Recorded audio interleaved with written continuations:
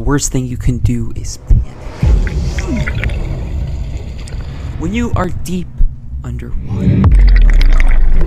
That lady is fine, by the way, but David Shaw was not. And we are about to cover his last dive. So warning if you don't like heavy content. This dive was his 333rd dive, and the location was the Bushman Hole, where a body lies over 800 feet under the surface. Dave jumps in the water, turns on his camera, and dives underwater. He crams his way through the twists and turns while checking his gauge to make sure he has enough air. And he is following a line. It's a piece of rope that will go through these caves to make sure that you don't get lost. When he finally made it to the end of this line, he began to follow a second one that leads straight to the body. But immediately something was wrong.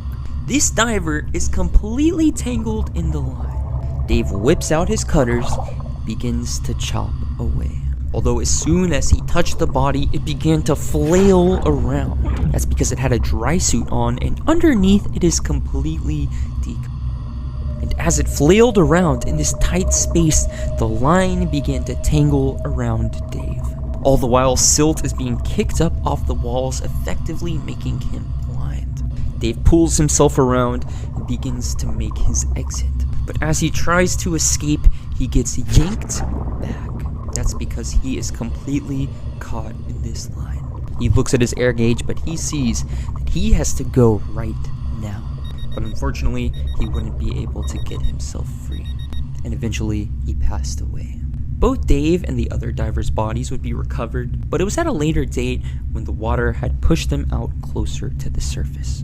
Rest in peace to Dave, and he was an amazing diver that took on a very hard mission. And if you made it this far, I love you. Thank you for watching my content. Also, by the way, guys, I want to say I have been so busy, but now I'm gonna start releasing on YouTube again. So I'm sorry for the wait, but life has been really busy. And I have been working on my storytelling like crazy. Because I want to be as good as Mr. Ballin, okay? That's my goal. Alright, peace.